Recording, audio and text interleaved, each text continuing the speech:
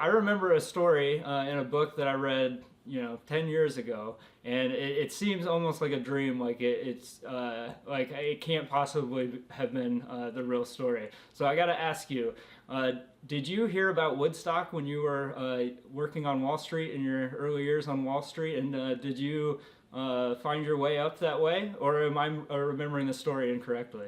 Oh, that's exactly what happened. I was at work one day, heard about it, went home, got on my bike, and rode up to Woodstock. The roads were closed because the government, everybody was trying to stop people from going because it had already gotten out of hand. So I had to go around roadblocks and various sundry problems, but I made it. Whenever I would see a roadblock, I would figure out a way to go around it. I remember I would have to cut through people's yards at times. One time I cut through a lady's yard. She came out screaming at me wildly. And in her yard, I got a flat tire. I went across a nail. So I had to Oh go down man. to the service station and repair the tire. But I eventually, when I got to Woodstock, I don't know why, but I rode right up to the stage.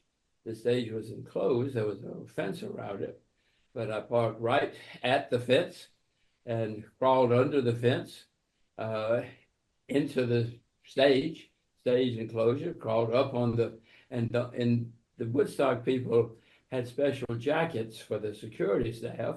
They were green jackets. They had a guitar and a dove on the back. And so, but it's such a hot day that many of the security people just hung their jacket on the fence or wherever they could. I saw a jacket, got a jacket, put it on, crawled up on the stage, and I was the security. I was this volunteer security guy. It was wonderful. They fed me. It was great. What acts do you remember seeing that stuck out to you? Well, I remember Janis Joplin was right there. The Who was right there.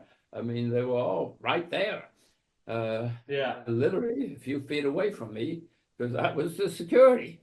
I was the security guard, and so they were all right, literally a few feet from me.